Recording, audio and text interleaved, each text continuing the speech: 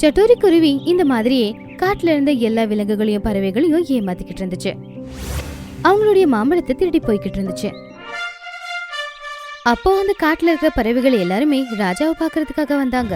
நீங்க எல்லாருமே உறுதியா சொல்றீங்களா? சட்டோர குருவிதான் அத எல்லாத்தையும் பண்ணிருக்கா? ஆமா அரசரே, நாங்க முழு நம்பிக்கையா தான் இத சொல்றோம். அந்த சட்டோரி குருவி எல்லா பறவைகளையும் ஏமாத்தி அவங்க கிட்ட இருக்கிற மாம்பழத்தை திருடிட்டு போயிடுது. சரி சொல்லுங்க, அதுக்கு என்ன தண்டனை கொடுக்கலாம்? உங்ககிட்ட கேட்டுதான் நான் ஒரு முடிவெடுக்க முடியும். ஏன்னா எல்லாருமே பாதிக்கப்பட்டிருக்கீங்க. அரசரே, நம்ம இப்பவே அவளை இந்த காட்டை விட்டு வெளியே அனுப்பி ஆகணும். இல்ல நாம அப்படி பண்ணவே முடியாது. அது அவளோட வீடு. என்ன வந்தாலும் வீடை மட்டும் நாம தொடக்கூடாது. நாம ஒண்ணு பண்ணலாம். அவகிட்ட இனிமே யாருமே பேசக்கூடாது. அவளை நல்லது கெட்டதுக்கு கூப்பிடக்கூடாது.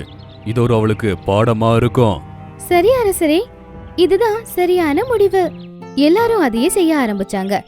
சட்டோரி குருவி கிட்ட யாரும் பேசவும் இல்ல, இந்த பண்டிகைக்கும் அத கூப்பிடவும் இல்ல.